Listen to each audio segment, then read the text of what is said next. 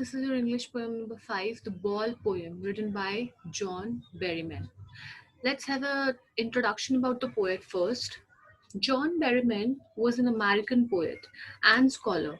He is best known for the Dream Songs, 1969, which was a sequence of 385 poems. He won Pulitzer Prize for the Dream Songs. He also won National Book Award. So this poet, as you can see on the picture, this is John Berryman, and he was an American poet. और एक ऐसे American poet थे जो कि अपने काम dream songs के लिए बहुत जाने जाते हैं, जो उन्होंने 1969 में लिखा था. ये एक्चुअली एक सीक्वेंस है 385 पोएम्स का, और इसकी वजह से उनको एक पुलित्जर प्राइज भी मिला था, और इसके अलावा उन्हें एक नेशनल बुक अवार्ड भी मिला है. After the introduction of the poet, let's have an introduction of the lesson. The poet John Berryman, through his poem, The Ball Poem, has described the reality of life, which everyone has to face one day. He has touched the topic of how to stand up against the miseries and sorrows of life. Now, इस poem के जरिए जो poet है वो हमें ये बताना चाहता है कि द बॉल पोएम एक ऐसी पोएम है जहां पर लाइफ की रियलिटी को डिस्क्राइब किया गया है. एक ऐसी रियलिटी जो हर कोई अपने दिन अपनी लाइफ में एक ना एक दिन जरूर फेस करता है. वो है हमारी रियलिटी अबाउट हमारी लाइफ के सॉरोज, मिजरीज, टेंशंस, जो प्रॉब्लम्स हमारी लाइफ में क्रिएट होती हैं, उनसे रिलेटेड जो भी सिचुएशंस आती हैं, वहां पे हम कैसे रिएक्ट करते हैं, how does we feel in that particular situation. So वो हम यहाँ पर पढ़ेंगे.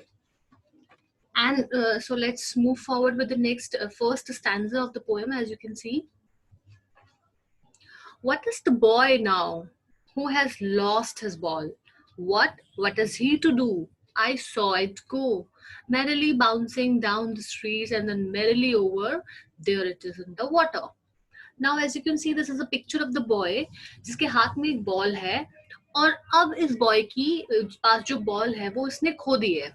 पोएट इसको देख के इसको एनालाइज कर रहा है, इसका सिचुएशन, और इस लड़के के बारे में बात कर रहा है जिसने अपनी बॉल खो दी है. वो बोल रहा है कि इसका रिएक्शन क्या होगा. वो एक्चुअल में जानना चाहता है कि बॉल खोने के बाद जैसे ही उसने देखा उसको, तो वो कैसा फील कर रहा है, ये वो जानना चाहता है.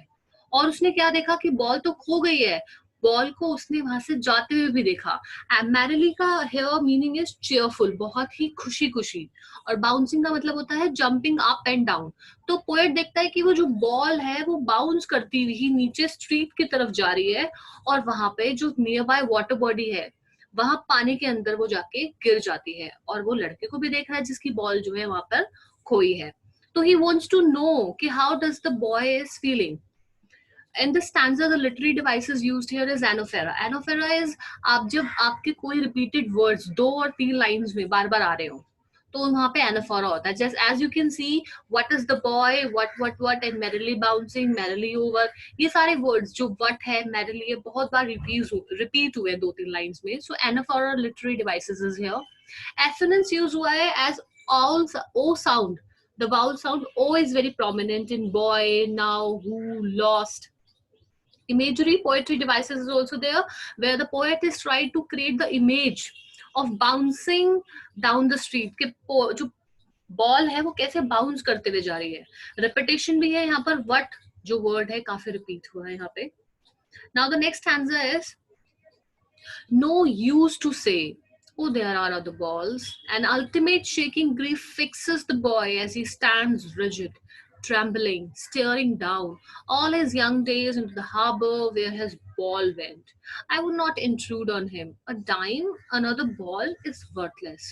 Now he senses first responsibility. Now you can see the boy picture, जो उसकी बॉल जब पानी में गई तो वो उसको देख रहा है. तो वहां देखते देखते क्या है, वो बिल्कुल एकदम फिक्स्ड हो गया है. उसको इतनी ज्यादा टेंशन हो गई है, इतना सैड हो गया है कि उसकी सैडनेस को देख के पोएट बोल रहा है कि अगर मैं उसके पास जाके बोलूं कि बहुत सारी बॉल्स है, टेंशन मत लो, तो कोई फायदा नहीं है. क्योंकि उसके पास वो सिर्फ एक अकेली ही बॉल नहीं होगी, उसके पास और भी बॉल्स होंगी. लेकिन जो बॉल खोई है, जिस बॉल के साथ उसकी मेमोरीज जुड़ी हुई है, उसका खोना उस बच्चे के लिए कोई भी पूरा नहीं कर सकता, उसकी कोई और बॉल पूरी नहीं कर सकती है. तो ये कोई फायदा नहीं है वहां जाकर बोलने का कि टेंशन मत लो, हम दूसरी बॉल ले लेंगे. अभी क्योंकि बच्चा वहां पे बिल्कुल टेंस्ड में, ग्रीफ मीन्स सॉरो, बहुत ज्यादा जब हमें दुख हो रहा होता है। रिजिड का मतलब होता है फिक्स्ड हो जाना, बिल्कुल कोई फ्लेक्सिबिलिटी नहीं, कुछ नहीं, एकदम फिक्स हो गए। ट्रेम्बलिंग का मतलब होता है एकदम कांप जाना। Harbour, as you all know, dock port, जहाँ पे शिप आके हमारे रुकते हैं। इंट्रूड इज इन्वेडर, जब हम किसी चीज को इंटरप्ट नहीं करना चाहते। Okay, now here the word used, dime. Dime is basically the currency related to the US, where आपका डॉलर्स को 10 सेंट्स में काउंट किया जाता है, और 10 सेंट्स जो है आपके 1 टाइम के बराबर होते हैं। वर्थलेस का मतलब होता है यूजलेस, जिसकी कोई वैल्यू नहीं है। तो यहाँ पे पोएट बोल रहा है कि वो बच्चा जब उसने उसकी बॉल खोदी तो वहां पे ऐसे खड़ा है, एकदम फिक्स खड़ा हुआ है और कांप रहा है इस डर से कि उसकी बॉल उससे दूर हो गई है। और जब वो देख रहा है कि अब उसकी बॉल जा रही है, तो वो उन सारी मेमोरीज को अपने माइंड में रिकॉल कर रहा है जो उसने उस बॉल के साथ स्पेंड की थी। और वो उस मेमोरीज को खोने का डर उसके अंदर इतना ज्यादा है कि वो अपनी बॉल को वापस चाहता है। इसलिए वो कंटिन्यूअसली वो जो हार्बर है जहाँ पर शिप रुके हुए हैं पानी के पास, वहां पे जाके खड़ा हो गया और कोशिश कर रहा है कि उसकी बॉल उसको मिल जाए। लेकिन बॉल तो क्या है, वो चली गई है। It actually went into the water body. अब इस सिचुएशन में भी पोएट जो है उसको इंटरप्ट नहीं करना चाहता। वो उसको जाके ये नहीं बोलना चाहता हम दूसरी बॉल ले आएंगे, इतनी महंगी थोड़ी है, ये तो सिर्फ आपकी एक टाइम में हम ले लेते हैं। लेकिन पैसों में एक दूसरी बॉल तो ले लोगे आप, लेकिन वो जो मेमोरीज उसके साथ जुड़ी है, उन मेमोरीज को तो आप नहीं ले सकते ना। वो मेमोरीज को खरीद पाना, ऐसी चीज अगर मैं आगे जाके उस बच्चे को बोलूँ तो वो एक वर्थलेस है। यहाँ पे पोएट बच्चे को इंटरप्ट नहीं कर रहा है इस वजह से भी कि वो उसको पता है कि वो बॉल खरीद सकता है, मेमोरीज नहीं। दूसरी चीज जो यहाँ पर पोएट बच्चे को इंटरप्ट नहीं कर रहा है वो ये भी है कि यहाँ पे वो चाहता है कि वो बच्चा अपनी रिस्पॉन्सिबिलिटी को फील करे।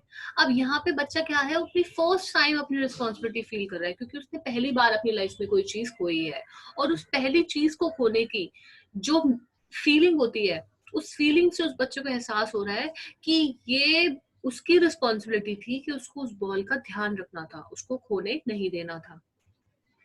As a literary devices we talk about, repetition is there, ball word का काफी इस्तेमाल हुआ है। एसेंडिटन का पोएटिक डिवाइसेस आल्सो देयर, जहां पर एक सेंटेंस में कोई भी कंजंक्शन नहीं है।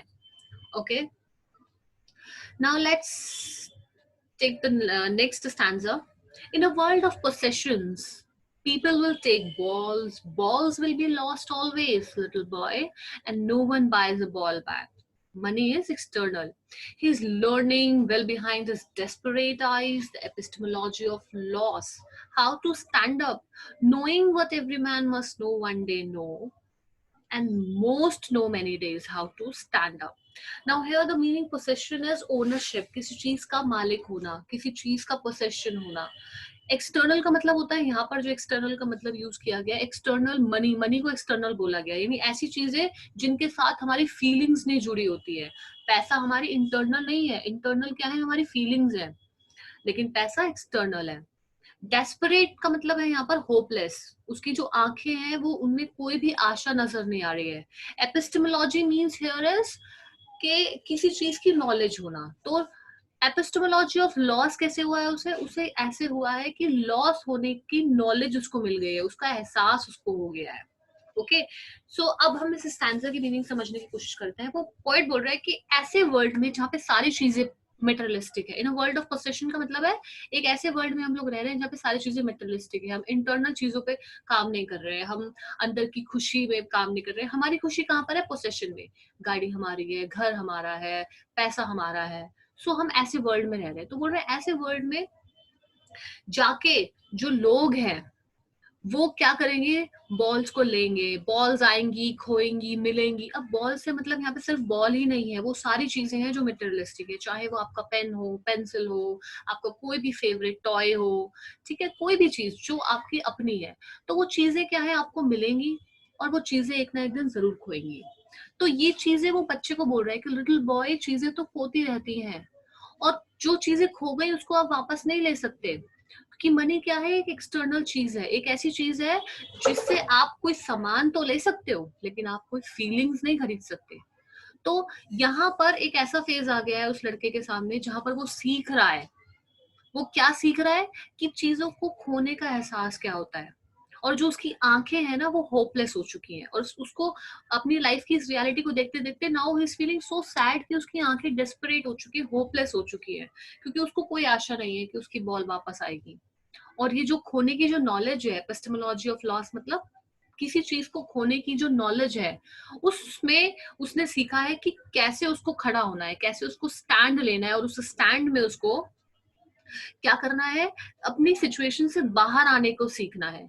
और ये तो हर कोई करता है, हर किसी की लाइफ में ऐसी सिचुएशन आती है जहां पर वो सीखते हैं कि जो चीजें चले गई वो चले गई, अब we have to move on. चाहे वो कोई इंसान हो, चाहे वो कोई मटेरियलिस्टिक नॉन लिविंग थिंग हो, हमें उससे आगे बढ़ना पड़ता है और हमें क्या करना पड़ता है, एक स्टैंड लेना पड़ता है और सीखना पड़ता है कि उसके बिना हम कैसे रहें। ठीक है। Now the poetic devices if we talk about, alliteration is there. B word जो है आया है आपका, by is a ball back, by में भी है, बॉल में भी है, first letter of back is also B, so alliteration is there. Assonance आया है आपका, वाउल साउंड ई बहुत ज्यादा प्रोमिनेंट है। As you can see he is learning, learning में ई है, विल में ई है, बिहाइंड ई, डेस्परेट में ई है, आईज में ई है, so E is very prominent. Repetition is there, ball word काफी ज्यादा रिपीट हुआ है। अगर हम राइमिंग स्कीम की बात करें, so there is no rhyming scheme followed in the poem, okay. So this is not necessary हर पोएम है तो वहां पे राइमिंग स्कीम भी होगी, कुछ पोएम्स आपकी राइमिंग स्कीम के बिना होती है। So with this we come to an end of this